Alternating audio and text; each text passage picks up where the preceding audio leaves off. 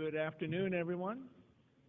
Welcome back. It's my pleasure to be your moderator today. If you missed me earlier today, my name is Park Howell, and we're going to have a resilience panel here over the course of the next hour and a half or so. Give you a chance to understand resiliency in your line of work and what some of the folks are doing about it in a lot of different aspects. So we've got 5 different professional panelists for you today. I'm going to go through, introduce each of them, and then they will each provide you with a presentation. Then we'll open it up for Q&A after they're all done. Our first presentation will come to you virtually from Steve Carpenter, so you'll see him up on the screen. And when we get to the Q&A, if you would do us all a favor and make sure that you get to the microphone so that everybody can hear you, we can capture it for the video, and most importantly, Steve can hear it on his end. We'll need you at the microphone to do that. So let's dive right in. First up will be Steve Carpenter, Chief Supply Chain Officer, Yakima Chief Hops. Steve's family has been growing hops in the Yakima Valley since 1869. And he started his career as a hop grower after graduating from Washington State University in 1979. In 2008, he left the family farm to take a position as Chief Executive Officer at Yakima Chief. He has been instrumental in designing supply chain systems to deliver quality, food safety, and transparency. He has a passion for process, continuous improvement, and great beer. Of course, he's a Coug, after all. Number 2 up, Randy Fenich, partner in charge at Moss Adams. Randy has been in public accounting since 1981. He provides accounting, auditing, and business consulting services to clients primarily in agribusiness production and processing, including hops, wine, and tree fruit. Randy is the partner in charge of the Central Washington practice for Moss Adams, which includes the Yakima, Wenatchee, and Kennewick locations, and they are the proud sponsor of today's panel, so thank you for that. Next up, Carmen McKinney, and you heard from Carmen over lunchtime, partner in M2 Ag Assurance. Raised in the heart of the Yakima Valley in Washington State, Carmen has invested over 30 years in the ag industry. Carmen is partner in M2 Ag Assurance, a food safety, sustainability, and IPM consulting business. She also serves as a consultant account manager for Global Gap for North America and Canada. Welcome, Carmen. Thanks for being here. Brock Odendorf, to my left right here, of Odendorf Hop, Idaho. Brock is the 3rd generation owner of Odendorf Hop, one of the largest family-owned hop farms in Idaho. His family started farming hops in 1948. He is owner and manager of Odendorf Farms today, where they run approximately 4,000 acres of hops. Brock is also chair of the Idaho Hop Commission. Welcome, Brock. Thanks for being here. And finally, J.R. Loza. J.R. is a 2nd generation hop farmer and co-owner of Loza Farms of Wapato, Washington, continuing the legacy of the family farm, which was begun by his parents. Junior, along with his siblings and their families, continue to build and expand upon the farm's rich tradition. Thank you, J.R. Appreciate you. So we will begin, as I mentioned, with Steve Carpenter. We can bring him up on the screen, and hopefully he will be able to hear us as well. He will make his presentation. Then again, we'll go through the other 4 presentations, then open it up for Q&A. All right, Steve, the floor is yours. Okay, thanks. Again, good to be here. Let's start with a definition of resilience. The ability of people individually or as an organization to adapt to or recover from life's challenges. The little curveballs that life throws us over a time. And, you know, one of my favorite business gurus is a fellow by name of Simon Sinek. He wrote a book back in, I think it was published in 2009, called Start With Why. And what he set out to do in his book was to study different organizations and try to figure out what made some organizations successful and others not so successful. And what he discovered was every single organization, whether it's a business, a civic group, a church, a school district, they all know what they do. The more successful organizations know how they do it. And then finally, the most successful organizations know why.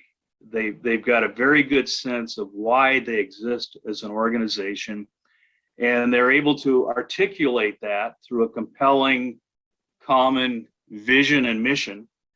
And then they're able to align that up and down their organization so everyone understands why they exist. And so Simon Sinek says when he talks about these life's challenges that come up from time to time, his quote is, "Our struggles are the short-term steps we must take on our way to long-term success." And in that way, these little struggles, these little life challenges really become learning experiences for us. Now we're here at the HOP convention, and I think hops are really a case study in resilience. I mean, that little plant that you see there on your left, that's probably a photo taken sometime in May, probably, I'm guessing. In 12 to 14 short weeks, that little plant is going to turn into what we see on the right, a fully matured hop yard ready to be harvested. And every grower in this room knows that that little plant that you see on the left, that's a 15 bale crop. That's a 15 bale crop. That's before any and all of these life challenges happen. Now, what happens when you start with that 15 bale crop? Well, you miss a training day. You're early, you're late, and that 15 bale crop becomes a 14 bale crop. You have water issues, up, down to 13 now. You have 118 degree temperatures in June like we did last year. Yeah, maybe it's a 12 bale crop. You know, I think a lot of us thought it would be less than that. But these life challenges happen over the course of the growing season. Pest pressure, harvest weather, you miss a picking date, you got labor issues. All of these things happen, but the resiliency of that hop plant is such that you're always going to harvest a crop in the fall. And I think it's just a case study in resilience. What I like to do is maybe just share a few ideas and thoughts and experiences that I've lived through over my career in the hop industry that might be helpful in building and nurturing resilience in your organization. Now, anyone that knows me knows that I'm a baseball nut. And so I'm going to include a little baseball analogy in here. The first thing, sit on the curveball. And the curveball is a pitch designed really to fool that batter, to throw him off balance. So he's up there, he's waiting for this 95-mile-an-hour fastball, right?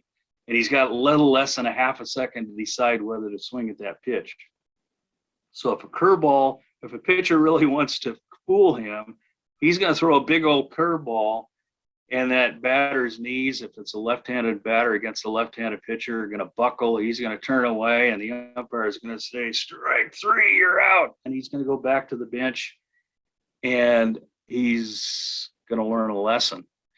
And the wonderful thing about curveballs, the type that the pitcher throws or the type that life throws at us, these challenges, is if you know a curveball's coming, you can hit it a long ways. And so that would be the first advice I can give you. Sit on that curveball. Second, expect the unexpected, right? All of our businesses, and I'm sure we all do this, I know we do this in our company, we sit down on a regular basis, kind of list out bad things that can happen. Now, it's kind of a morbid exercise in a way, but it's kind of a fun exercise too, because once you identify what could possibly happen, you can start building contingency plans, mitigation plans to deal with that. And I think that's important because you need to expect the unexpected. The big name of the game in business now is risk management. Those of us that are ISO certified, in 2015, they changed the entire standard for ISO certification to focus on risk management. And it's a big part of what we do. The third one, walk a mile in their shoes. And this is important because I think, we live in a pretty polarized country right now, world, maybe you can even say. We quickly assume what somebody else thinks, and then we make judgments based on that. And we end up talking past each other instead of talking to each other. If we would take a minute, walk a mile in the shoes of someone that may disagree with us, I think we're going to take some steps towards really understanding each other and understanding what we think. And this is important, not only, in the case of customers. We've had a pretty rough last 2 years in the hop industry, just dealing with COVID and lockdowns and all that. Our customers are dealing with the same thing. They've got supply chain issues. They're dealing with inflation. It's hard to get people to come to work. There's an aluminum shortage. There's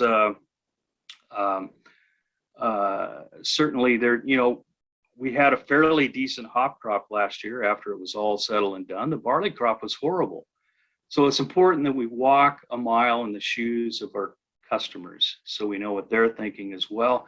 And really, even our competitors, our so-called enemies, it's always important to walk a mile in their shoes and to understand what they're thinking. Because you know what happens when you walk a mile in your enemy's shoes? You not only have your enemy's shoes, but you're a mile away before they find out.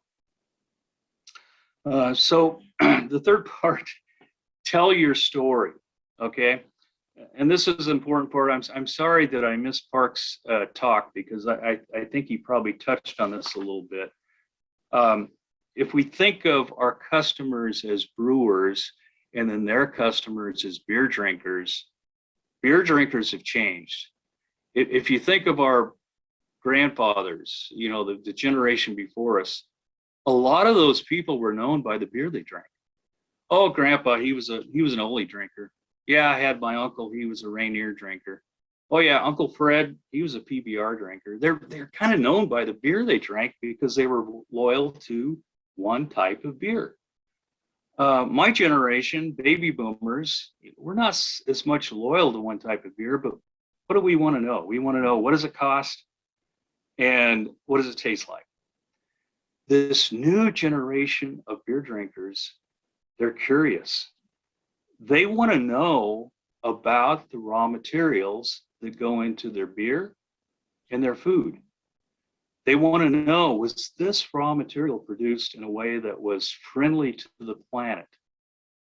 Was this raw material produced in a way that treated people fairly, all up and down the supply chain? In our case, from the field all the way to the brew kettle.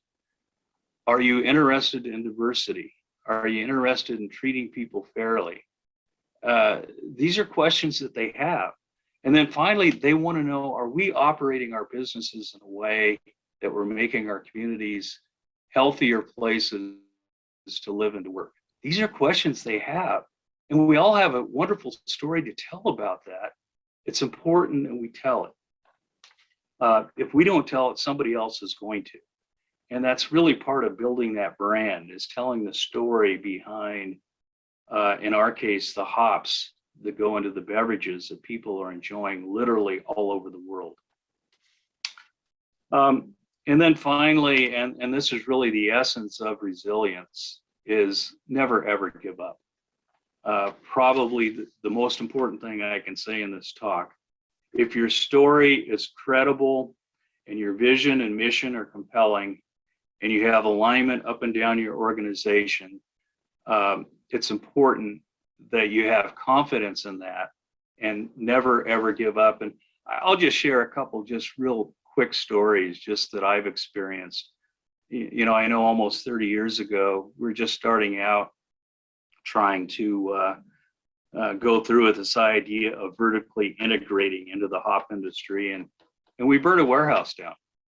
And it's pretty devastating to sit there and watch these flames go up and watch these hops be destroyed, knowing all the work and effort that went in to grow them. And it's even worse a couple days later to start sorting through the mess and find out you didn't quite have the insurance coverage you thought you had. It was just one of those kind of, what are we doing, guys, type moments. You just kind of feel like giving up. And we didn't. We had another example. We had this hop variety back in 2000, 2004. We thought it was a great variety. It's originally developed as an alpha variety.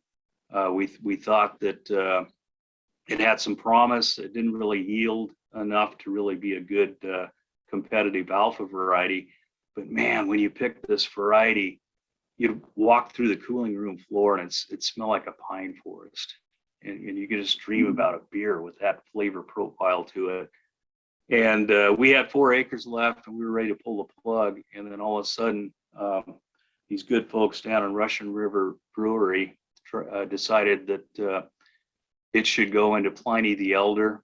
And a little while later, a couple of young guys from Scotland starting a brewery about that time decided they wanted to put in their Punk IPA. And that 4 acres that we almost gave up on, I think there were 4,000 acres of Simcoe grown in the United States last year. And, the other part, the financial part of it is important as well. I know during that same period of time, we had a lot of fallout in the hop industry. A lot of banks gave up on growers. A lot of folks left the industries in the early 2000s. And I know that, it's all fun and games until the bank decides that you're special. And once you become special, the whole relationship changes. And it's easy to give up when a bank's given up on you. Some of you got to see the Down on Fort Road video last night, and there's a line in there. The banker man tried to force his hand, but neighbors stood by his side. And it's one thing to never give up on yourself. It's a whole new level of respect and inspiration to stand by your neighbors in a time of need. And I've been on both sides of that equation. That's not the time you want to give up. If your vision's good, if your mission is good, and if you really believe in what you're doing, that's really the essence of resilience. Thanks for your attention. I'll shut this thing off now, get out of this PowerPoint, and look forward to listening to the other panelists. So we'll give it a try. But so I'm going to go through what I just went from memory over the last 40 years of the industry. And it's been, the resilience is an outstanding theme. I'll tell you what, when I really look at what has occurred, the last several years, say 10, 12 years, there's been, obviously a huge demand and increased prices and all sorts of things like that. But there were a lot of very, very tough years in there. And over that time, you've had a fearless leader that has been with you for about 35 years. And so, Ann, you've done a phenomenal job with this organization in an industry, quite frankly, that was had a huge share of challenges. So anyway, I put together a PowerPoint because that's what accountants do. There's my agenda. It's basically what I've seen over the last few decades and what I'm seeing now. And then what I see are the characteristics of a resilient organization. I also had to throw in mega trends because those are always fun. If you Google mega trends, you'll find people that write articles about what's going to happen, and none of it ever does. You can go back and look at it 10 years ago and see what they predict was going to happen. Doesn't happen. So, but it's interesting anyway. So 40 years ago, I was fresh out of school at WSU, from WSU, started as a staff accountant. I was 22 years old, and I was at Moss Adams and Yakima, and I'm going to work on these hop clients. And I'm working through them, so you have to picture this. I had worked on a wheat farm in Pullman. I drove combine the whole summer my last year in Pullman. So I get into this hop client, and I'm looking at it, I'm seeing this thing called a picking machine.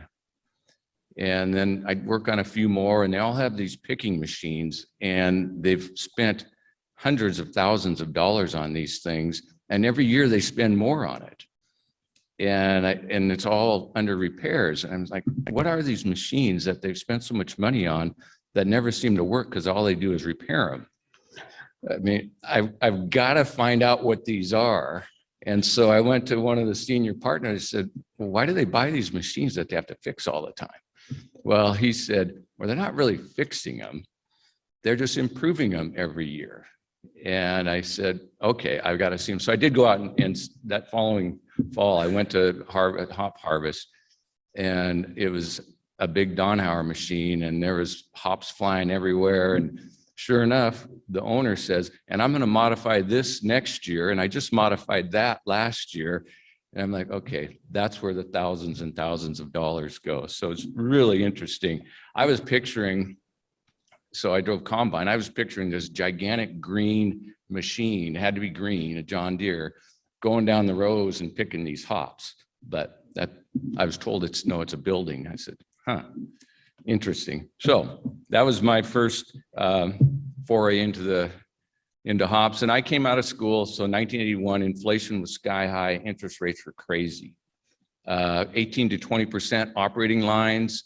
I got my first mortgage. I bought a rental house or a duplex. I was just elated that I got a 13% interest rate on that loan. I thought I was a player, man. I had it going. But now look at things. It's just so much different.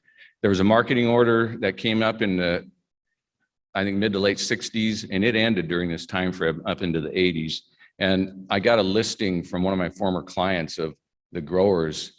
I think it was a 66 listing and a 67 listing. And there was about 400 or 500 growers on that had these allotments. And I think the smallest ones were like 15,000 pounds. So it was amazing. They went up to, I think the biggest one was like 1 million or something like that. So quite the diverse size range. There were water issues like crazy. People were drilling wells. It was wild. So then we get into the 90s and 2000s, a lot of ups and downs. There weren't a lot of highlights, quite frankly. There was oversupply. The prices were generally low. Back then it was primarily alpha varieties and a little bit higher yields.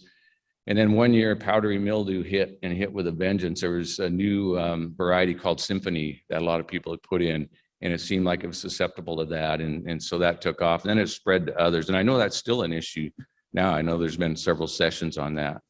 But there's a steady decrease in acres, and lots of growers left the industry. I think it was around 2005, the marketing order was actually proposed again, but it did not go through. Then jump forward to 2010 and later. And so significant growth and profitability, significant cost increases as well. That's going to be one of my mantras, is the cost increases. You'll see it on almost every slide.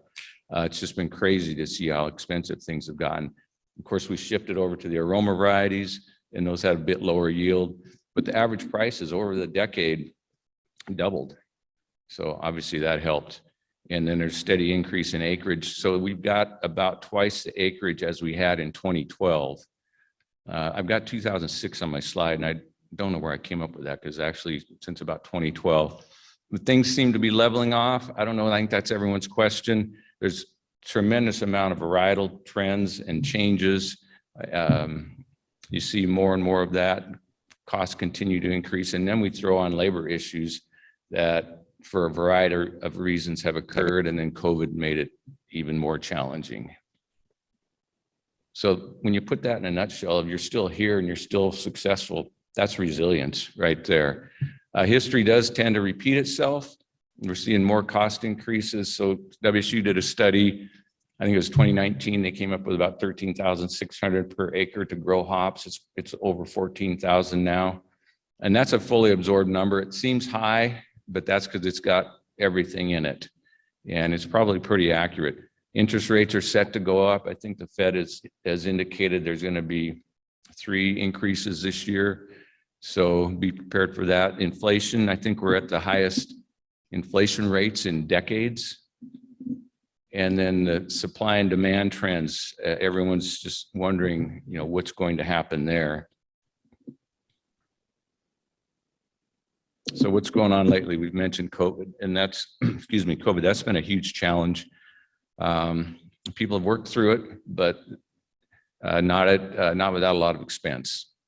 And as Steve mentioned, it's hard to get people to come to work sometimes. So there's just been a lot of influence there, and that goes right into labor and finding the right people. And I'll talk a little bit more about finding the right people on one of my later slides.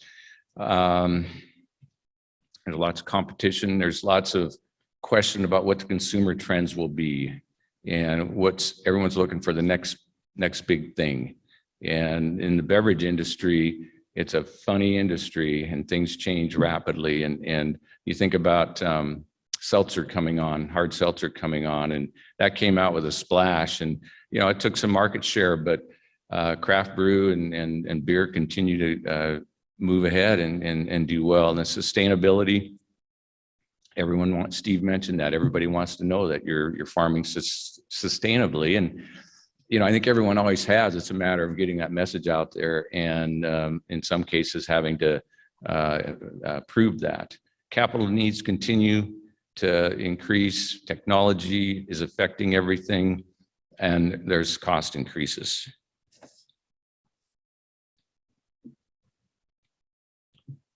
So I kind of look at my client base and I say, what are the characteristics that I see of a resilient organization? And I talked about having the right people. So strong professional management. And that means something different depending on the size of your organization. I know there's a whole range of size in the room. So there's very large organizations, there's very small organizations, a lot of family-run organizations. So having strong professional management doesn't mean that you need to change what you have, but what I'm suggesting here is you look at what you have and fill the gaps, because not everybody's great at doing everything, and you look at what you have and fill the gaps with somebody that's good at it. And the two areas I've seen the most of that in the last, I'll say 10 years is human resources and finance. Finance kind of goes without saying. Everybody needs somebody that's very good with the finances and can do the kinds of analysis that you need. Human resources exploded after the Affordable Care Act, or Obamacare. That was so complicated to try to implement, and everybody was, or most people were doing human resources just using their payroll person, and the whole human resources I guess profession just took off. It's funny because my daughter I think she was a sophomore at WSU. It was about 8 years ago. She says, "Dad, I think I want to go into human resources." And this came totally out of the blue. She was in business management. I said, "Okay, you know that everybody will hate you." And she says, "I'm okay with that." She's kind of that way. She's a little bit cranky. And she said, I'm okay with that. And I said, okay, well, I'll tell you what, there's going to be a lot of jobs for you. And there are. I mean, it just exploded. And our firm, we've got professional human resource management that we didn't have before. I was doing some of it, and it was not done very well. So when you talk about people being such a valuable asset, getting somebody that will manage them and do this job professionally is a huge benefit to the organization. So look at your gaps. It's all about filling your gaps is what it boils down to. It doesn't mean kicking out current management. It means filling in where you need help. Policies and procedures are big. Make sure you've got the appropriate ones, got them in place. Steve mentioned risk taking and risk analysis. You've got to be able to do this as you face all the different things all the decisions that you've got to make. The balance sheet is hugely important. And in my mind, it should be appropriately leveraged. There's a lot of years where people were very profitable. The temptation is to finance everything out of operations when you're making money, when in fact, good leverage with good rates, and rates have been really good for a long time, makes a lot of sense. So if you're doing any kind of expansion, putting in new yards, changing out yards, there's been a huge amount of investment in the industry with new picking machines, whole new facilities. you want to finance those as much as you can with good, like I said, good or debt with good terms. Like I said, the interest rates have been really good. Try not to burn all your cash on something like that because you're going to need it. So that's what I mean by an appropriately leveraged balance sheet. Cash flow analysis, you've got to be able to analyze where you're going to be every year, what the ups and downs are, and so how much money will you need. And so someone's got it. This is really important. I'm going to use a few new words for you in this. I used to listen to there was a state senator in the Yakima area, and he was known for mangling the English language. So I used to love to go listen to him because he would invent words. And if they were good, I would steal them. So one time he was giving a talk, and there was something that occurred, and it was in the ag industry because he had an ag background, and he used the word abnormally. I said, abnormally. So I assumed it was a mashup of abnormal and anomaly. And so that it's a very useful word. So you might want to jot it down. But then he went on to say, he was so emphatic about something, I can't de-minimize this enough. And I said, oh. But in an odd kind of backwards way, he said what he wanted to say. So de-minimize, I can't maximize it enough. But that's what I feel about on these cash flow analyses. You've got to do these, you've got to do these every year and know where you're going. Strong capital level, good cash reserves, inside and out. What I mean by that is I'm a firm believer in building personal wealth, not necessarily leaving everything in the business. Take some out and build some personal wealth. You can put it back in if you need to, but I think you should, everybody should build some personal wealth. Adaptability, willingness to change, strategic. I mean, that's what you've been all about for the last 4 decades. And then investment in technology. Don't fall behind in technology. So here's the mega trends. I just said technology, it's everywhere. It's in the office, it's in the field, it's in the plant. And anything that is repetitive is going to get automated. It's just a matter of time. You look at some of I know there hasn't been as much in the field in the hop industry, but you look at some of the other permanent crops, they're spending a lot of time and they're making a lot of advances in picking and all sorts of things like that. So that's going to occur over a period of time. And there's a big emphasis on information rather than data. So data analytics, getting the right information to help you run your business. Collaboration, business structuring, and partnering. We're seeing a ton of that. There's been a tremendous amount of interest in the ag industry from outside funds. And so you've seen a lot of that. You haven't seen a lot of buyouts of hop operations, but you've seen a lot of partnering. When there's an investment that needs to be made, maybe the brewery comes in and partners with you or something like that. In the fruit industry, there's been a lot of actual outside purchases of fruit companies. And I haven't seen that yet, but that's one of the big trends. And then reducing headcount through innovation. So anyway, that's what I've seen. Like I said, it's been an amazing 4 decades that I've witnessed this industry, and the resilience barely covers it, but I think it's an appropriate word. So thank you very much. I'll yield back to you, Park. Carmen McKinney. Well, thank you. I feel pretty honored to be able to speak to you today, especially sitting with these fine representatives here. I don't have a formal PowerPoint presentation to make today, so I'm just coming to you with some talking points that I hope that will set the stage for a more organic conversation flow and that will spark some discussion afterwards in the Q&A portion of it.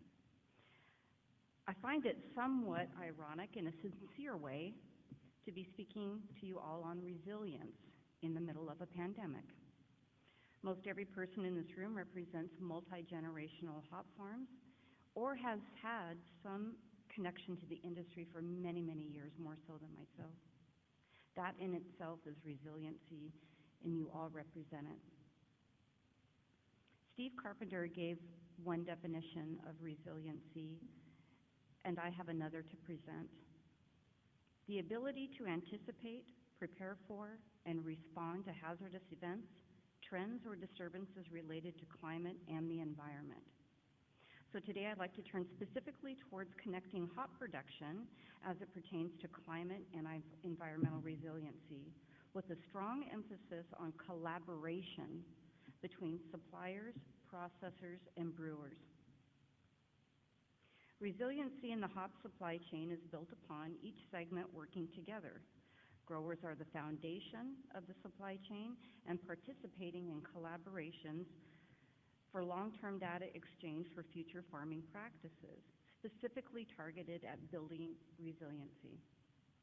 Forming collaborative working groups between producers, suppliers, and buyers to establish measurable productivity with commitments to reducing impacts.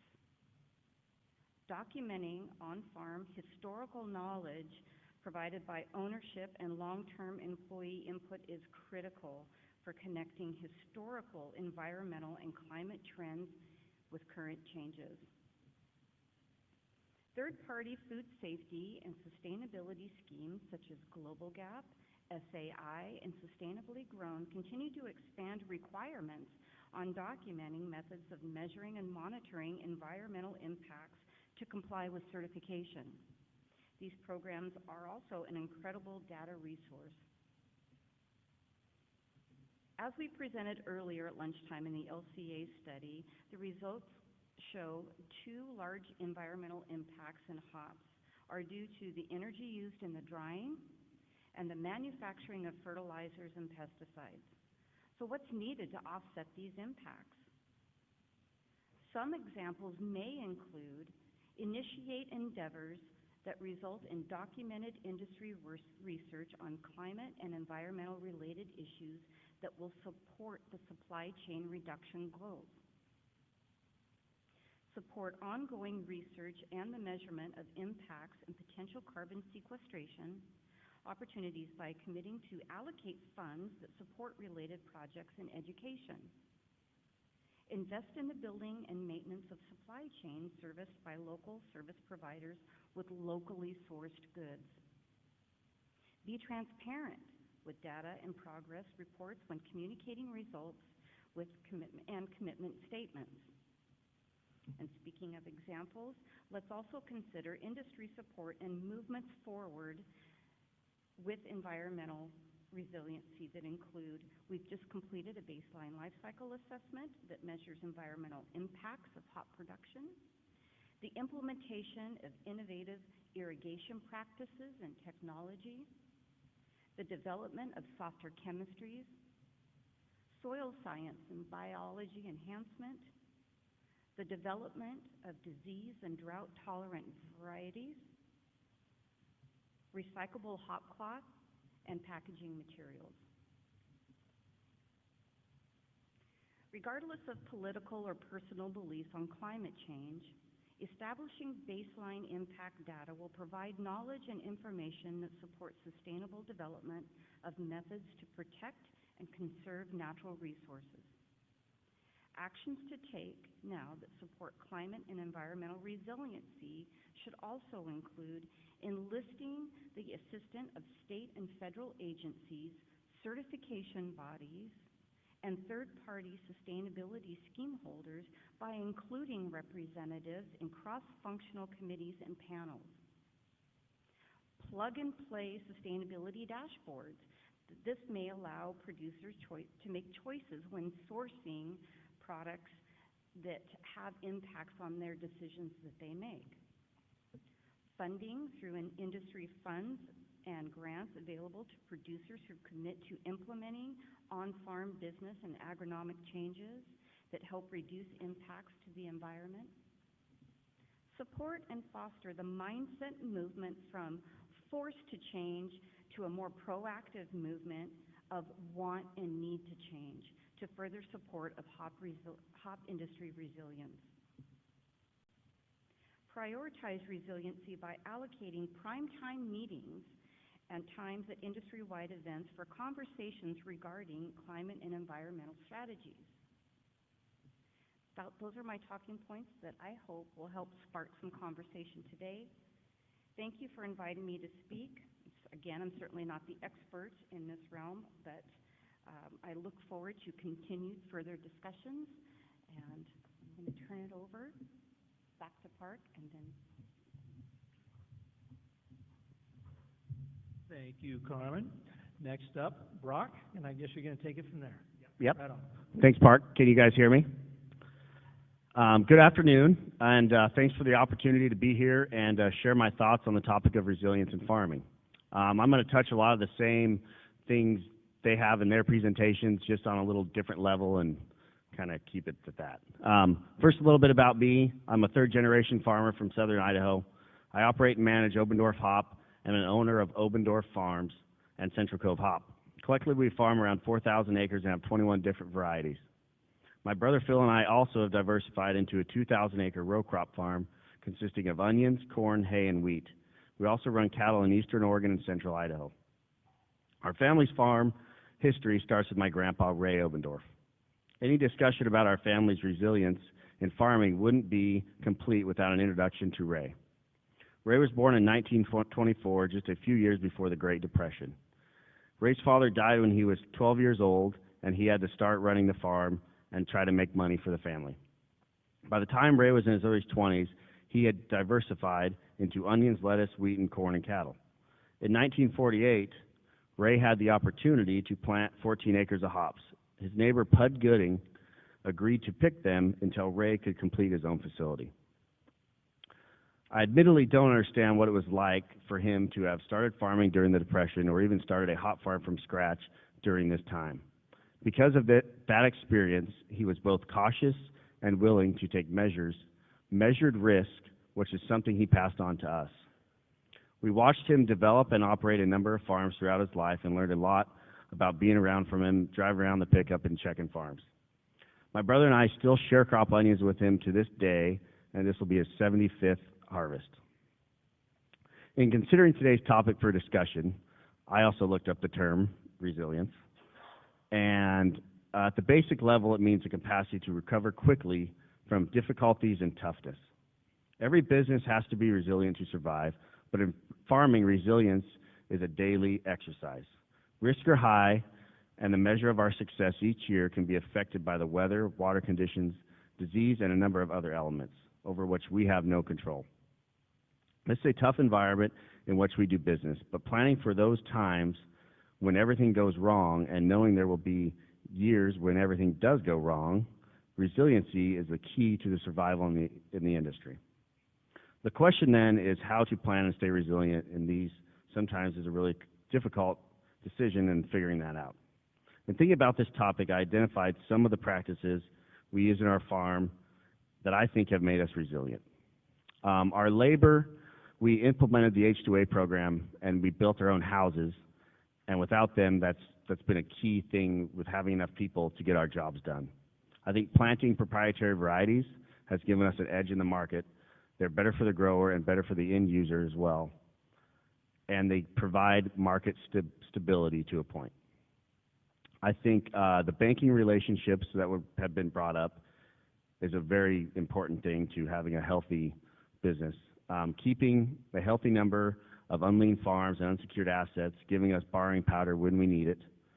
And if it gets out of balance, it is important to work toward getting it back in the future. We may have to adjust budgets and put off projects, and keeping this a solid goal is key. Having an exit strategy if things go bad, and knowing when to term out a loss or sell an asset to get back on track. Maintaining a good workforce and retaining key employees. Without a great crew, you can't get anything done. We offer insurance, 401ks, paid time off, and whatever to make our employees and our work environment a good place and happy for them. Along the same lines, having good advisors and listening to them with both farm consultants and business advisors, such as our CPAs and lawyers. And diversity. We've diversified a lot over our farming in the last 70 years we've farmed, and that's been a big thing that has kept us, agile and being able to maneuver markets when they're up or down. Different crops such as onions and cattle, by growing other crops, we can easily absorb a loss or a tough year with one, but still have good income from the other operations. vertically integrating wherever we can in the operation. For example, we pack and sell our own onions. This offers us more control over product and quality of what we are selling and also reduces our cost. Building a 5-year plan, I think, is very important, and kind of projecting where you're going to be on your goals and your budgeting. And following it can be easy to get off track when things are good, but planning and implementing the plan is important. This is definitely an area on our farm that we're trying to improve on. Delivering the best quality possible. Without quality, you have nothing to sell.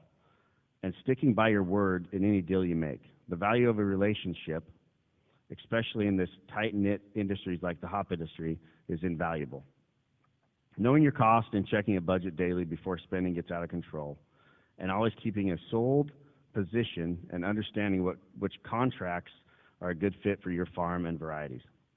These are just a few things that as a farm owner I believe are key in being able to overcome tough years and difficulties to keep an operation healthy. As we move forward, just a few last things, back on the workforce, we have to work to retain our key employees. This is a particularly challenging time, I think, for everyone included in this room to do this. But staying informed about the labor market, being competitive as an employer benefits our farm and keeping the key people. Another thing that we're looking at is our succession planning. It is important to us to think about the transitioning ownership of the next generation. This obviously can be difficult, not knowing what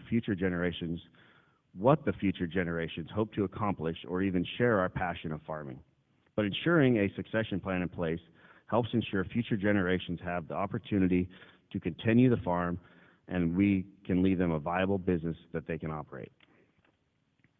The last two things are land. There's a limited supply, so we do what we can to acquire more property and try to be the best stewards of the land and apply a sustainable program to increase our production through sustainability.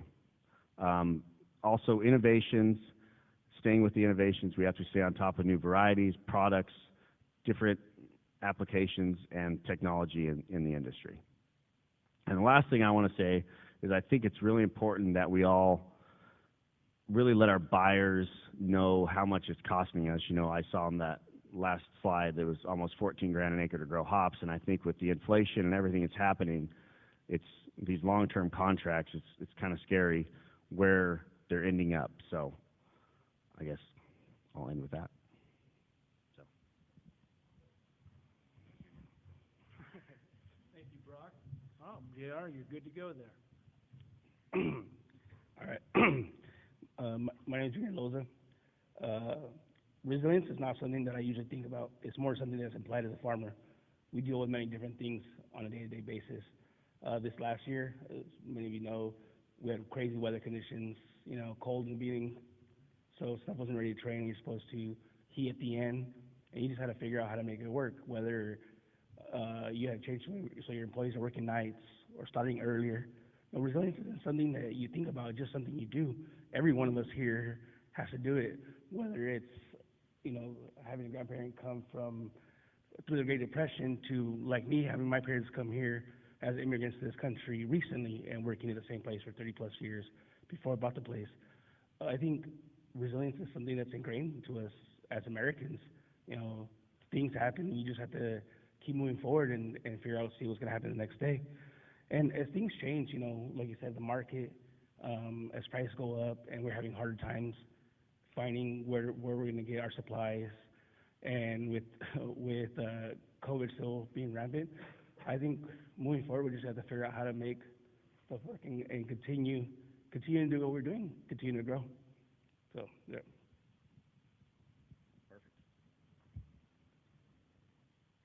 Perfect. Back to you, Park. Why, thank you. Thank you all.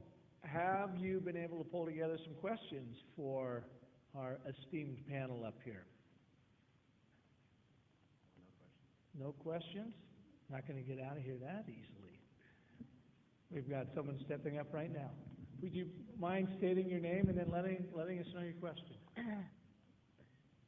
Yeah, this is Diane Gooding. Thanks, Brock, for being on the panel today. Kind of a question for you and for the Moss Adams folks. When you're doing your 5-year plan, how do you account for so many unknowns? I mean, 1 year's easy, 2 years medium. You get beyond that, and there's so many question marks that how do you really have a, how do you manage that, I guess?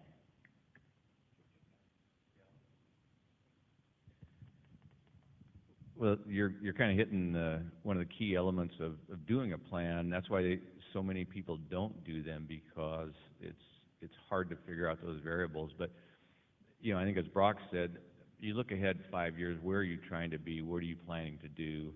And you make your best possible assumptions for all of the different variables. But the beauty of doing a 5-year plan is you can then tweak it and say, well, if it doesn't go quite this way and this occurs, then here's the outcome. So you want to do that. You still want to go out and go 5 years, even though 2 years is a much easier horizon. But go 5 years, make your assumptions, and run different scenarios. And that's one thing that I was going to mention in my prepared comments.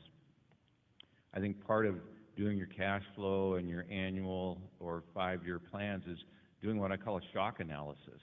So what happens if everything just goes bad?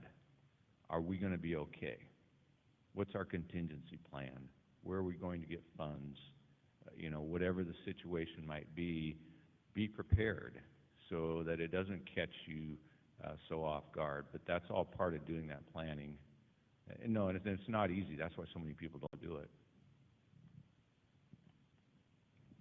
My comment on the 5-year planning, we just use it for more of an outline of if we have a decision of buying a farm and where's that going to put us in 5 years and where's our debt payment schedule, and just kind of, it changes. I change it almost every day when I'm looking at it, but it just kind of gives me a trajectory of where we think we're heading in our direction. So that's that.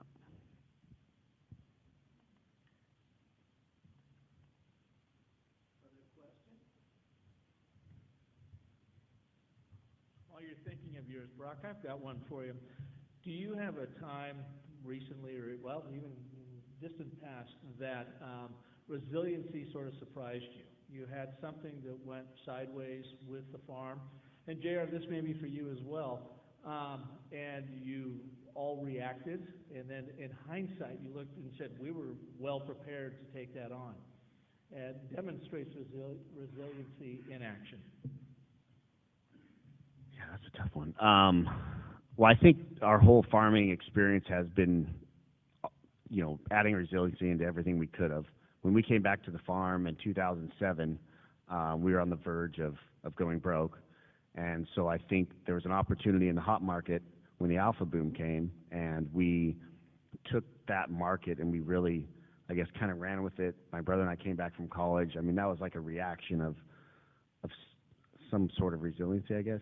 And so we've just been building off that and then trying to make decisions that, I guess, are positive in that direction. I don't know if I answered that right, but. Yeah, no, I think the point being that it's in the hard times that you really learn. Right. Planning you can, and I love the idea about the shock value, how are you ready to be resilient when things turn ugly? Right, and I think we've had a good past 5 to 10 years and built some cash up and built things up, and so I guess that's in our planning. We're trying to get the war chest built up for when those times come, but, yeah. Okay, thank you. JR, do you have a story you can share? Off the top of my head, a few years back, we had a drought where everybody was having a hard time getting water, and we were on a rotation, 5 days on, 7 days on, 5 days off sometimes, and just being able to having to switch pumps so you're able to irrigate more fields with the same pumps where the water was actually coming to versus not. At the moment, super scary. It worked out that my dad happened to convince me to connect all my lines together, and at the end it worked out. Super lucky at the end, but for a minute, 100-degree weather, and you're gonna be off 5 days with babies in the ground. It's a scary thought. Yeah. All right, thank you. Any questions out there? Or do any of you have a story of resiliency that the rest of the group might learn from? Something that went sideways on you that was unanticipated, but in some way you were actually prepared for it in how you had set up your business? I'll let you think about that and jump to that mic anytime you like. Carmen, if I could ask you, I guess, kind of the same question, and maybe the work you've done out there with different customers or whatever. Have you seen that? Because, and I ask this question, it is in the hard times is where we, do our most learning. So it might be a way to jog some of the stories out there too. Yeah, true.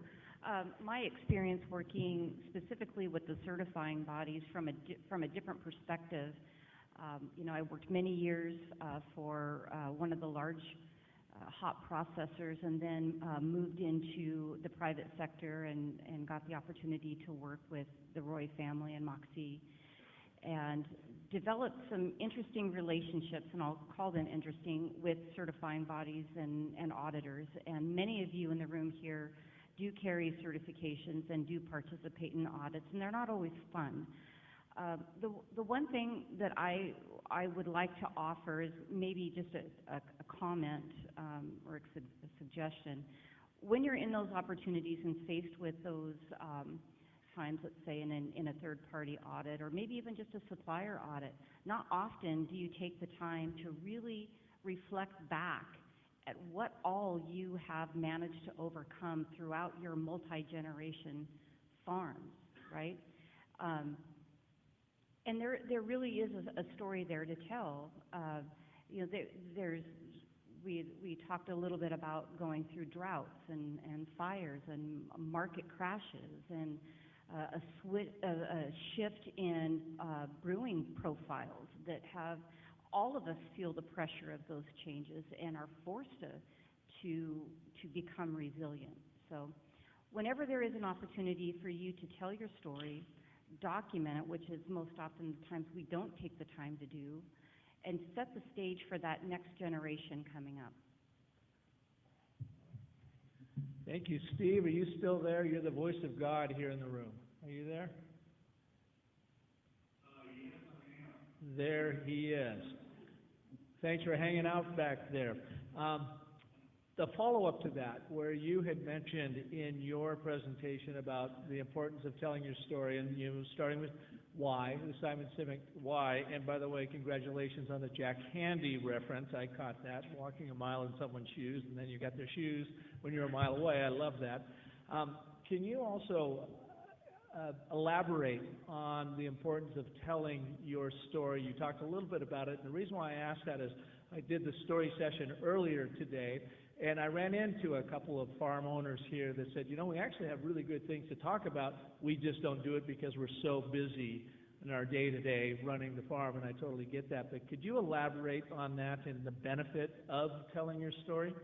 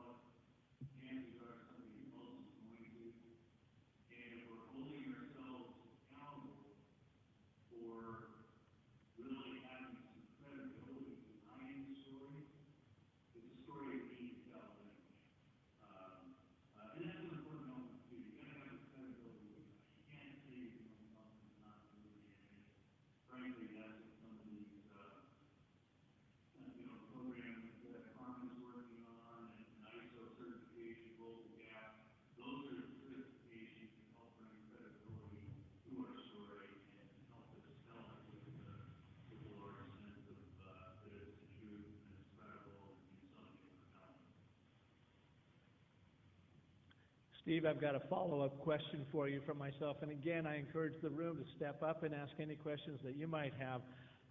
I've not gotten pushback, but I've had the question posed to me, and again, I'm the outsider looking in. A farm might say, I sell to merchants, they don't really necessarily care about my story like the end consumer does that you're talking about. How would you respond to that?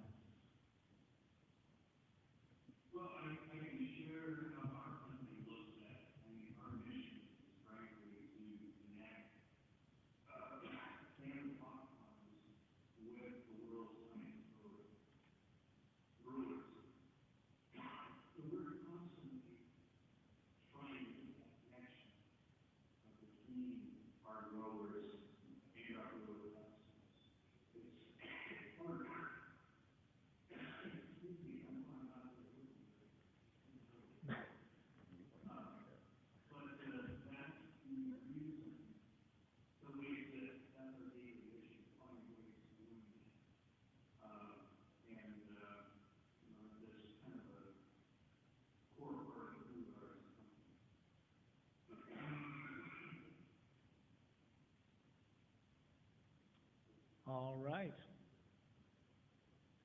No one's stepping up quite yet. So I'm going to keep rolling here, but I'm just kind of winging it as we go. So feel free, by all means, to step up. What I would like to do is go down, JR, if we can start with you, and we'll just go right down the row here.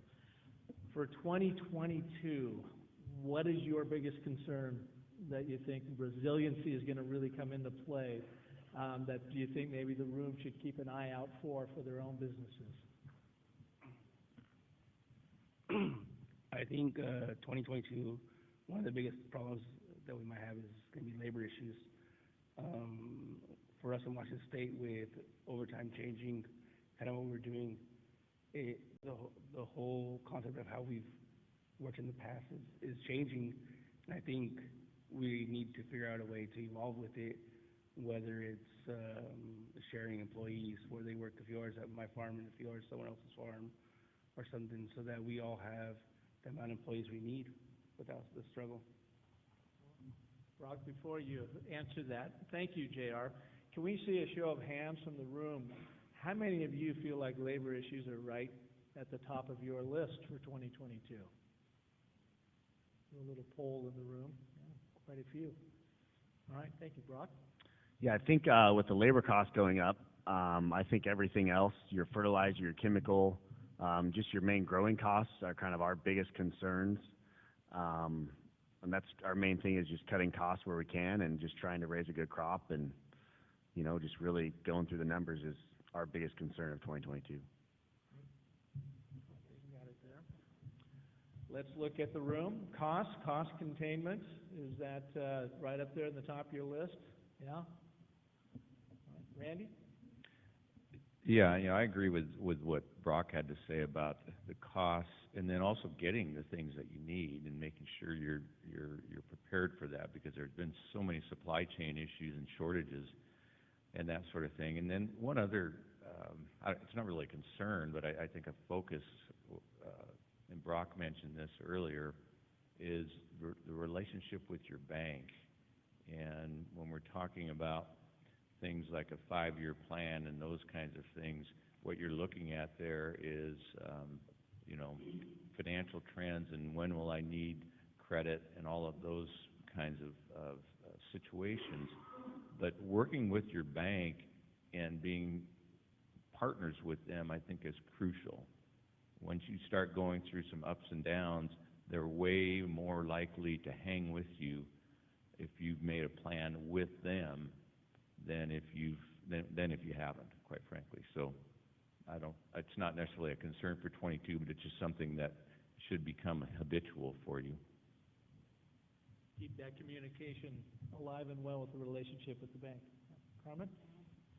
Well, I see more and more demand from a state and federal level on government or agencies really turning into the industry and almost demanding us to report impacts, as well as commitment statements on reduction. So if nothing else, I encourage the industry to continue to support financially and collaborate on discussions on environmental and climate-related topics so that we can together take more of a proactive stance when we are faced with those challenges, because they will come. They will come. Steve, how about you? Same question. What's your biggest concern around resiliency in 2022?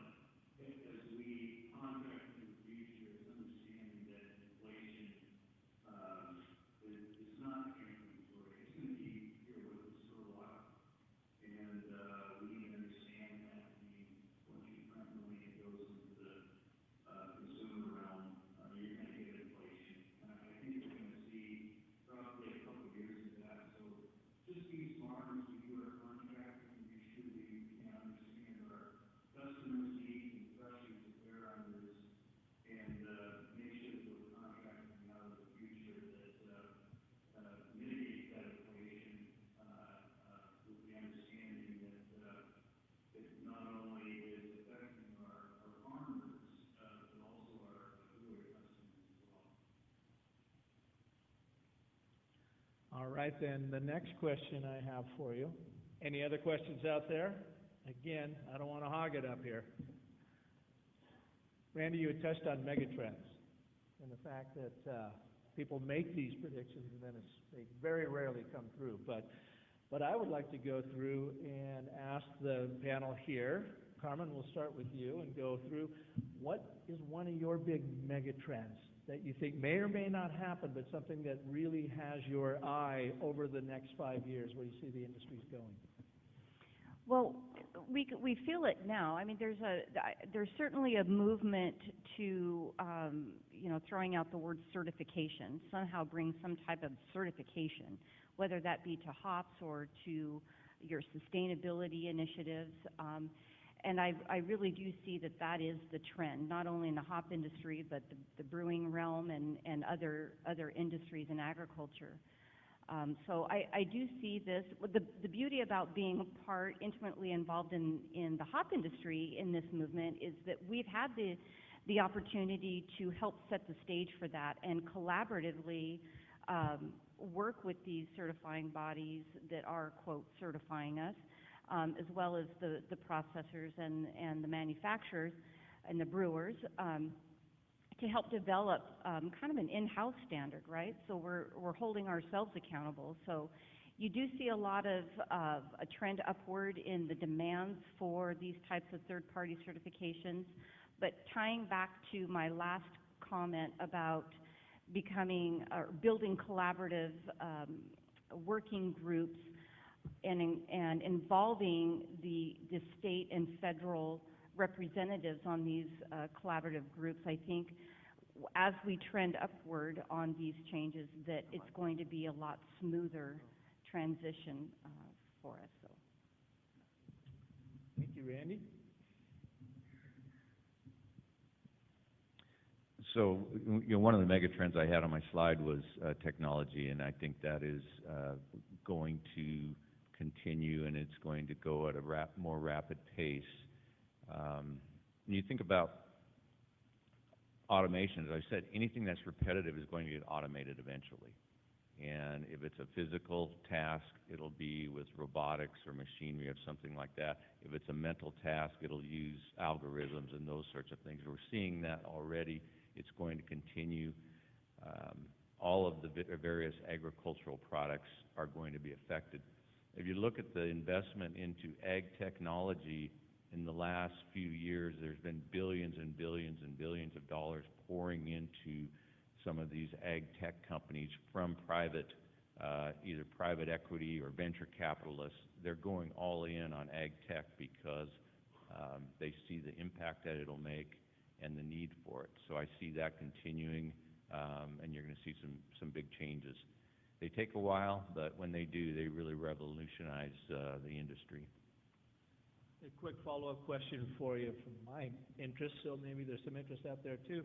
How is artificial intelligence playing into the industry, and do you see it potentially coming in quicker, or is it an industry that maybe isn't quite so susceptible to it? I'm not sure I have a great answer for that. I don't know that it's going to come in that quickly. Yeah, I can't think of any examples. I think the automation part of it, field automation, and we've already seen a lot of changes in the picking process, and so I think that's where the emphasis is going to be. Thank you. Brock, what megatrend do you see coming up? So in our area, the land values have kind of skyrocketed with all the home development and all the growth coming to our area, and I just don't know where that trend's going to go. I don't see the land values coming down. I would hope they would, but I could see them just kind of keep going and gradually going up. The other thing, the interest rates, kind of going along with that, and inflation. I don't know where the interest rates are going to, everyone's talking about them, skyrocketing up at some point, and where that is, I don't think anyone really knows, but those are two mega trends I think that are in our world. So you're talking about metropolitan creep Yep. into the ag business, and they're taking it up, increasing the price of the land, building Yep. homes. Yep. And yeah, I mean, Then you're combating homes, you're combating spraying, it's way overpriced ground for what you're trying to do. yeah. Well, I moved to Phoenix, Arizona from Washington State back in '85, and you've just seen that sprawl down there. And all that Different. farm ground's gone now. But yeah, farmland, they just sell right and left, and now they're big paved developments essentially. And of course, then the price of land goes up everywhere, so Yeah. something to keep an eye on. It's pretty sad. JR? As our climate keeps changing, I think water will continue to be more of an issue, and I think that we're gonna start looking at more ways to be able to use our water correctly, to make sure that every drop of water that we're able to get out there, we're able to use, whether that's changing to more of a burst irrigation versus what is done traditionally now. I think that's kind of a trend that it seems like everyone's going towards. All right, what question about resiliency do you have out there? Yes, sir. Hi there, Nate Fulton, Payne West Insurance, Yakima. I think this is probably for Steve and Randy, but I think about resiliency from a corporate culture perspective, and how important culture is to surviving, shocks to the system, COVID obviously being a very real one. So when you think about corporate culture and preserving that and growing that, how do you kind of manage that in this kind of new hybrid or remote working environment?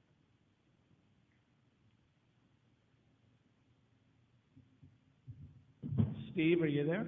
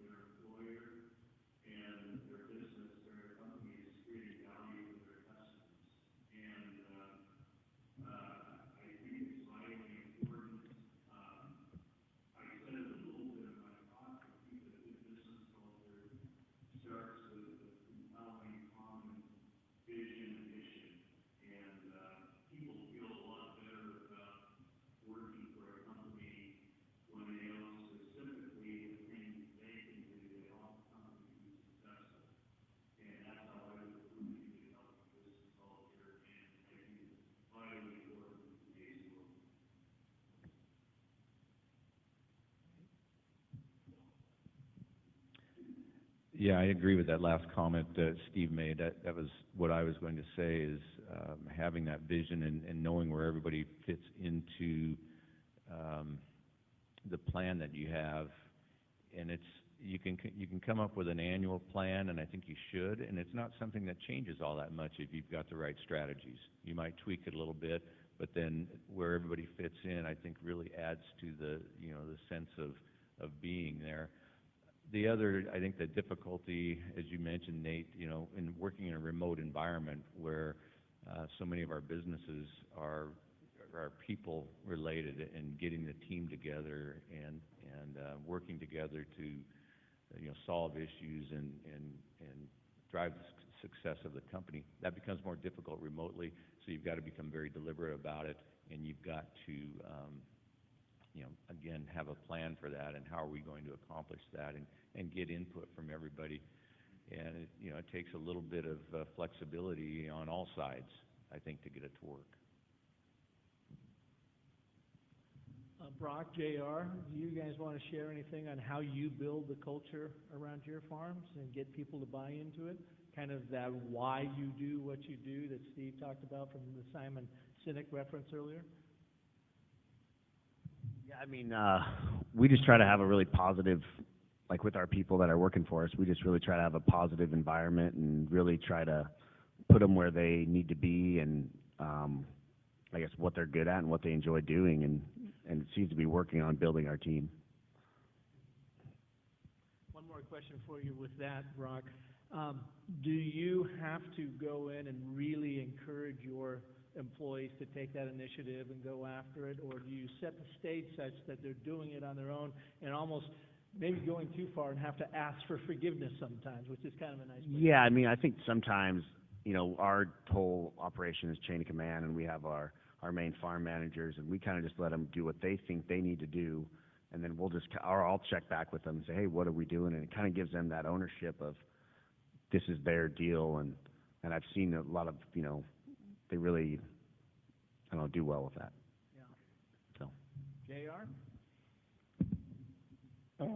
So our farm is very small in comparison to a lot of the other farms, and so for that reason, we don't have a huge crew. I would say like 90% of my day-to-day workforce lives in farm housing, so they already look at it like it's their own, because that's where they eat, that's where they live. It's how they look at it. So obviously we have to have a structure on what we're planning to do and stuff like that, but I don't feel like we're really there pushing ever. And with the way labor is nowadays, if you do push, you might not have as many employees today as you did yesterday, sort of thing, So I think it's a balance on making sure that they're happy where they're at, and that you're happy with the work they're doing. Thank you. Other questions out there? Yes. I just have a kind of a additional comment on that kind of vein. We've worked really hard to kind of bring that culture with our team and crew, and saying thank you to people, regardless of what it is, and good job really goes a long way. And I don't think it matters what industry you're in or the size, but that just, the acknowledgement can be really helpful. Also, with the huge presence of social media and the attention that we all have at bringing our brand to the world and telling our story, it's easy to have a perception of a business through social media. But when companies that truly invest in the culture of fostering an environment for employee growth, and they have part ownership and they feel like they're involved, when you set foot on that farm or in that company and you've seen their presence on social media, but when you set foot on that farm in person and you truly feel the sense of culture, to me that's everything.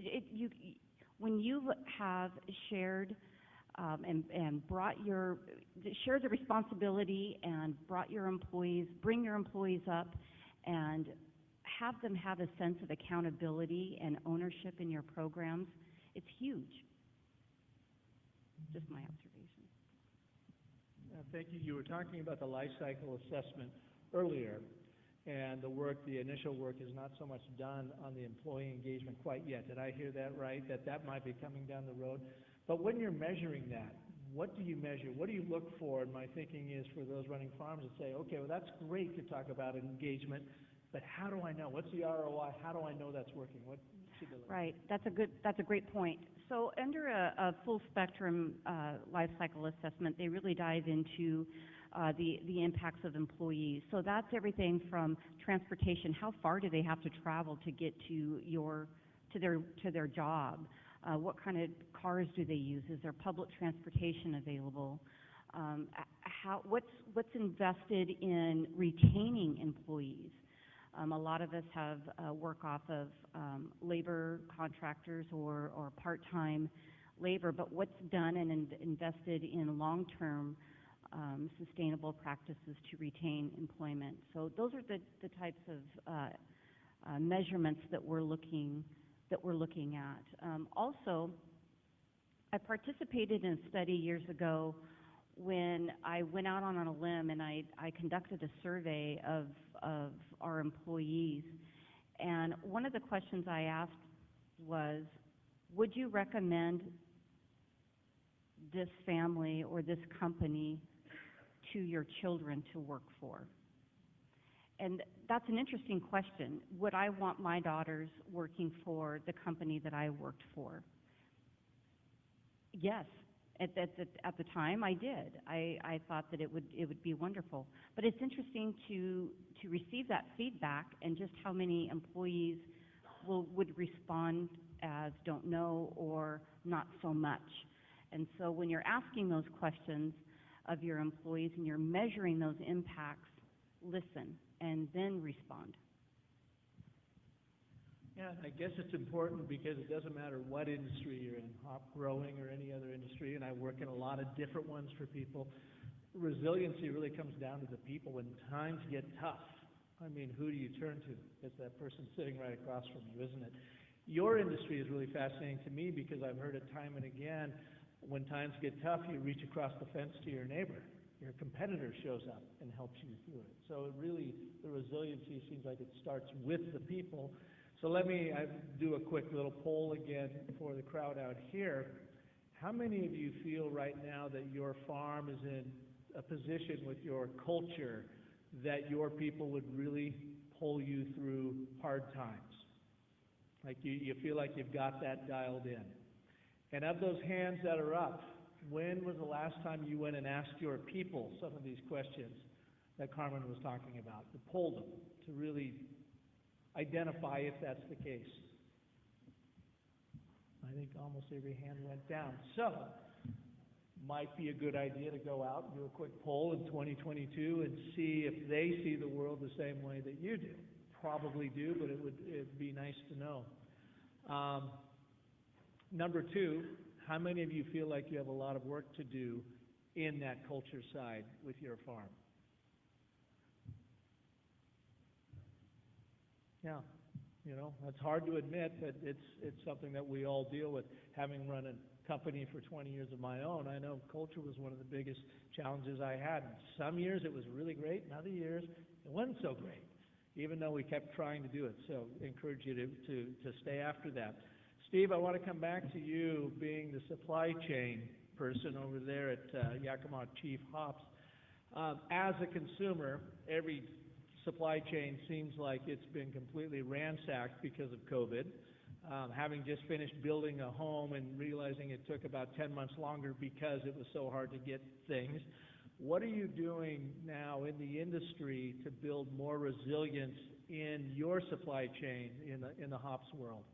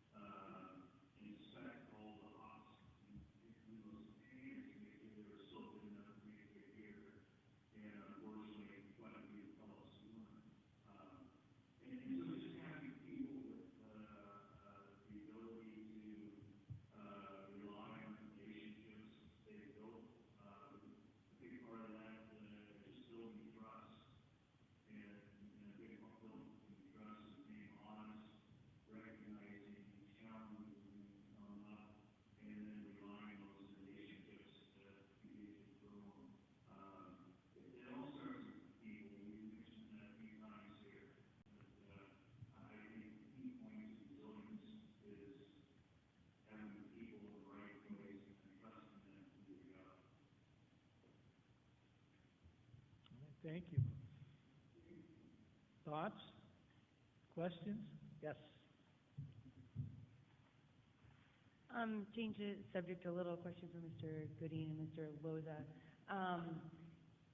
Randy has started out saying any good business has the answer to why you do it. And as a beginning farmer who did not come from a farming background or anything to do with hop background, I'm sometimes wondering what the heck I got myself into. And I'm just curious what your why or what your purpose is that kind of keeps you going when times are tough. For me, I think the first thing is you have a sense of accomplishment every year. You start with nothing at the beginning of the year, and by the end of the year, you have 18-foot plant. So you can really see that what you do every day ends up achieving something. So I think for me, that makes me feel good at the end of the day. And second of all, it's a legacy thing for me. So we weren't owners of Hop Farm before, and so we bought into it the same way. I mean, it says I'm second generation best because my dad is on the farm, but I was there from day one when he bought it. But one day, maybe having my kids there, it's one of those things that I want to push forward and try to make the farm better so that when they get there, that they're already set up to succeed. It's the way I look at it. Yeah, I'm kind of on the same boat with Junior. At the end of the year, I mean, you just kind of see the crop and see really what it made and actually making that money and going through that. I mean, it's not all about that, but just surviving another year and maybe someday passing it on to your kids and passing that legacy that my grandfather started and went to my dad and now to us. But, yeah, so it's kind of the same on that. Junior, actually for both of you, I'll start with you. Junior, when you were looking at that at the end of the year, do you have your plan, like we are going to exceed this, and then when you do, you have that celebration? I mean, do you incorporate it into your culture so that everybody has something to shoot for? I think at the beginning of the year, you always hope to have a better year than the previous year. But when it comes down to it, most people know that as a farmer, you just hope to be able to farm again next year. Make sure everyone comes out healthy at the end. No one's hurt. So in the harvest, we do have a party for everybody that works there, to celebrate that we came out and we were all healthy, and that to say thank you for the help that we got. I think any bigger goals in that is beyond me at this point. I just want to make sure that we can keep going from year to year. Yeah, I think on our farm, we'll set low, budget yields. So I guess we kind of achieve that every year, and we kind of just set the bar low, so it keeps the morale high once we get there. And do you do a celebration with your people? Yeah, we do. Is there? Yeah, we have a party every year. Yeah. Yep. So they can feel the progression and the Yep, success. with everyone, yeah. That's good. Yeah, great. Randy, question for you.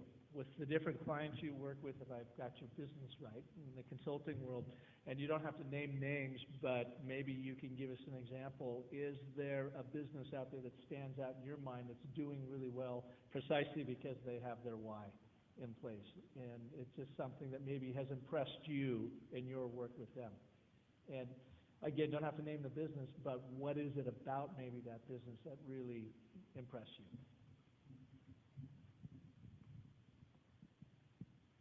Well, the one I'm thinking of, it's actually in a little bit different industry, but they, the way they take care of their people translates into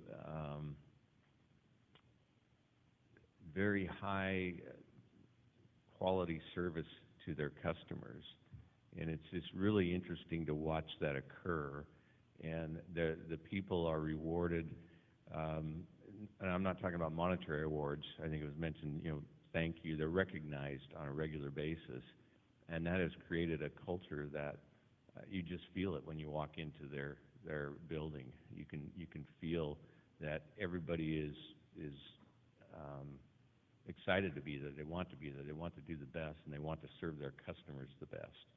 And you see their recognition constantly on social media, and the people really love that.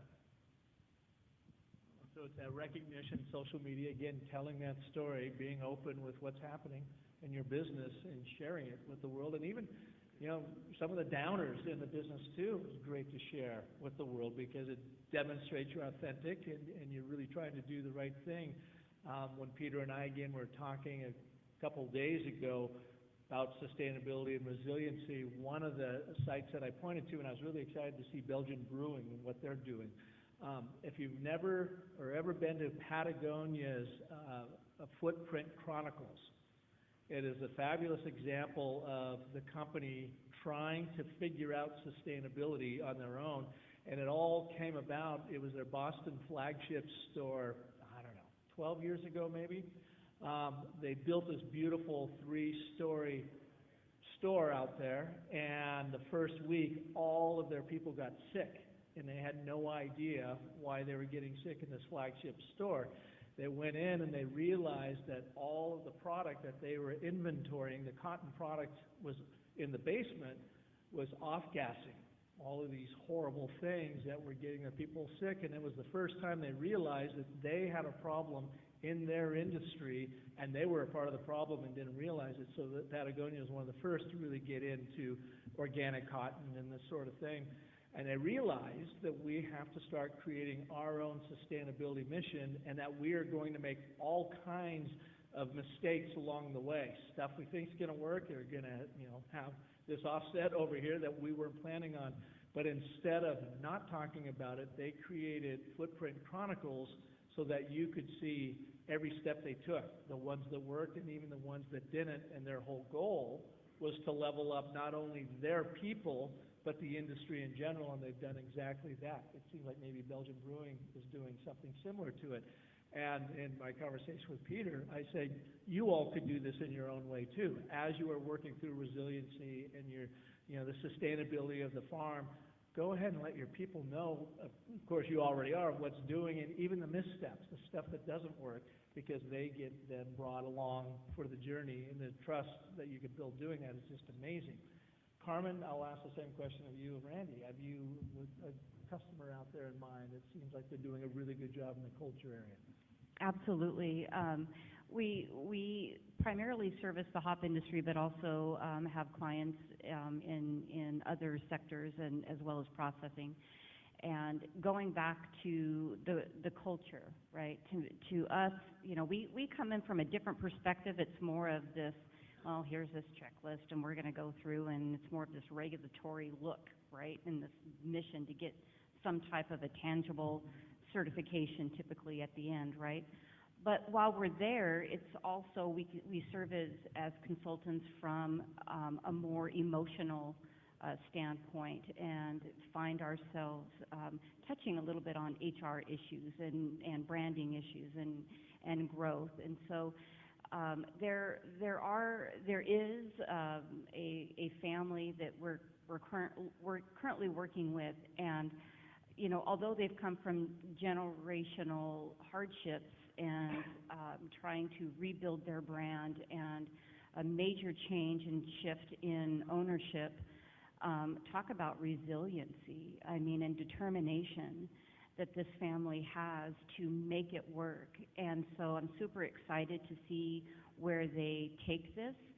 But to piggyback on your comment before, it reminded me, someone once told me that transparency builds trust and trust builds buy-in, right? So you have to sometimes show and reveal the not so warm, fuzzy, feely parts of your business and your company, and talk about the failures. And then you're going to find that your employees in all levels of management and your workforce are going to have a lot more trust in you. And so that when there are changes that need to be made, or maybe a quick shift in business management, that they're going to buy into that change, and they're going to want to support. They're more often will they come forward and say, well, how can I help? And so that's just my observation over the years. questions, thoughts, input? Does anybody have a program or something that you do in culture building in your company that you think others might learn from and might try it as well?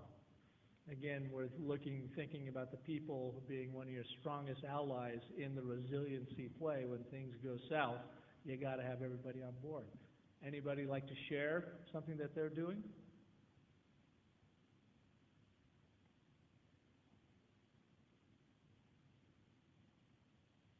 All right, we'll think about it. You're welcome. I have one thing on that, on the program we're doing.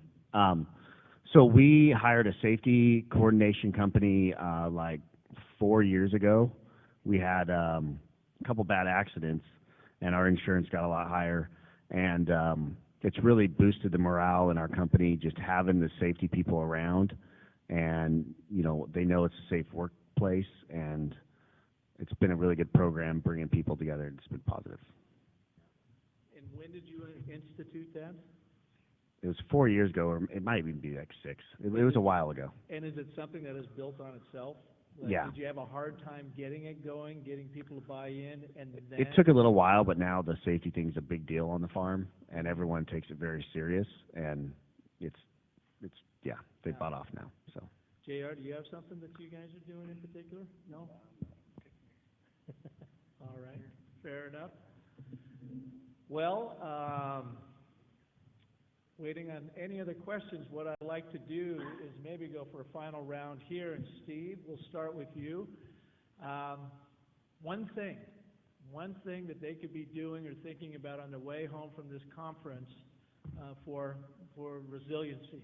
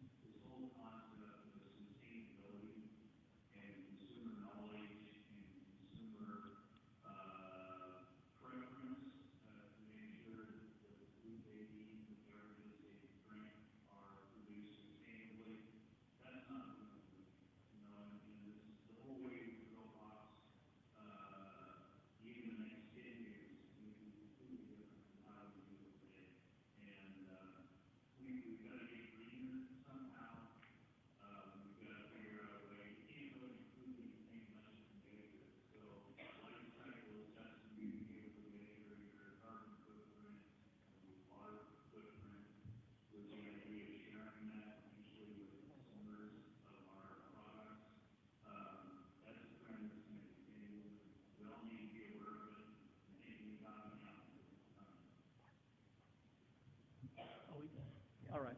Junior, you're next. All right. What was the question?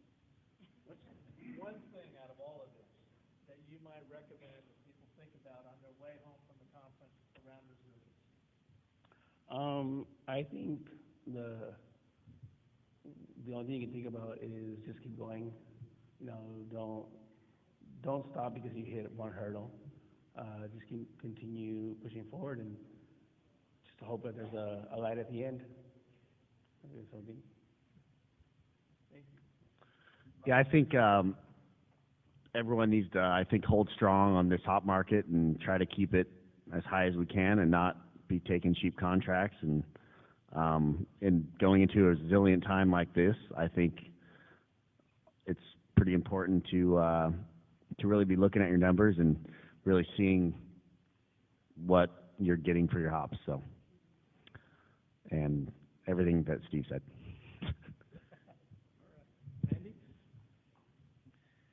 Well, I think that what gets you through the challenging times are your people. So I think I would suggest gathering your team, getting everybody on the same page, and getting everybody prepared to face whatever challenges you feel are out there. That's how you get through them, is with your team all fighting together.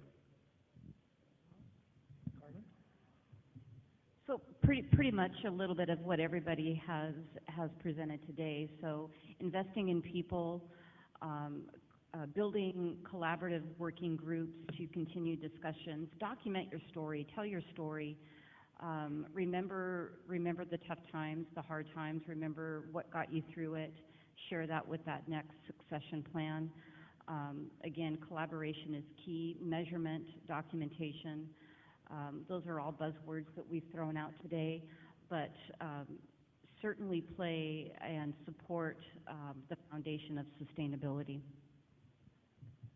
And I'd like to add one last one. It'll take a full circle back from what Steve started when he was talking about really listening to everybody, vendors, to your competition, to your colleagues, to your customers, and bring it full circle into the and, but, and therefore. It's one thing we didn't discuss today, but the ABT is a fabulous story listening tool.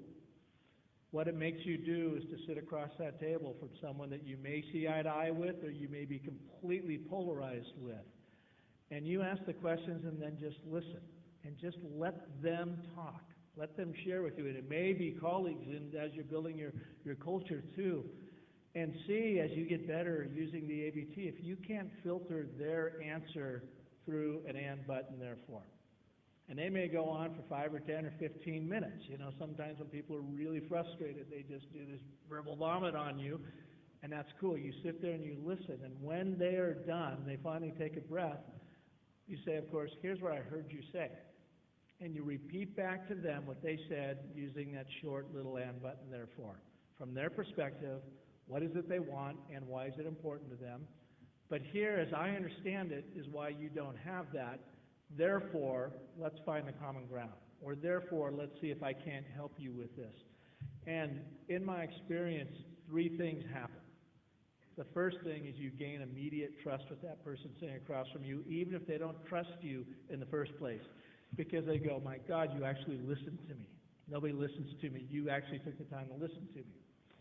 Number 2, they'll say, you actually articulated that better than I did. So you've got this trust building, and you're like, yeah, okay, good. Now you understand where they're coming from. And number 3, doesn't happen all the time, but when it does, it's crucial, is they'll say, wow, you said that so well, I realized I forgot to tell you one other thing.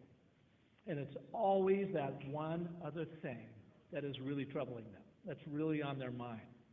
So as you're building culture and as you're thinking through resiliency and hopefully using the tools that you learned today through the course, is use that ABT as a story listening tool, and it will be invaluable to you. So with that, I guess we will make it for a more resilient attendee crowd by letting you go 15 minutes early. How's that work for you? Let's hear it for our panel.